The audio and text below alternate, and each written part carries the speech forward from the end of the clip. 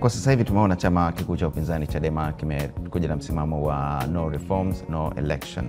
Mnasimama nao nyinyi katika hilo? Hapana. Kwa nini? Mimi nataka kufafanua kwamba sisi tuna msimamo wetu. Sisi tunaamini kwamba nchi hii inahitaji reforms.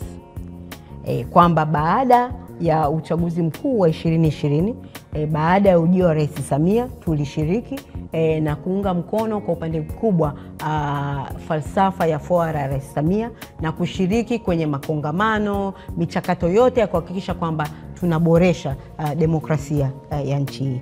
Lakini baada ya uchaguzi wa serikali za mitaa wa Novemba 27, 2024, tuliona kwamba yale yote yalikuwa ni hadaa.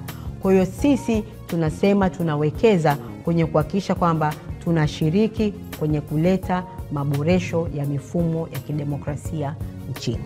Hicho ndio kipaumbele chetu kwa sasa. Mnafanyaje hivyo sasa? Kwanza tumeongea na vyama, tumeandika barua kwa vyama vya siasa na kuvionyesha hali halisi iliyokuwepo na kuvionyesha umuhimu kama vyama kuja pamoja, kukaa pamoja, kutafakari na baadaye kuwa na sauti ya pamoja kwenye kupigania maboresho. Lakini pili, tunajua maboresho haya hayawezi kutokana na vyama vya siasa tu.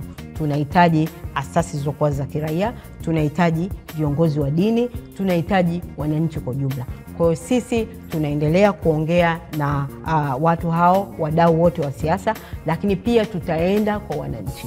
Tutaanzisha operesheni Linda Demokrasia ambayo tutarudi kwa wananchi ili kushinikiza kupata maboresho, mabadiliko kwenye mifumo ya kiuchaguzi, kwenye michakato yote ya kidemokrasia.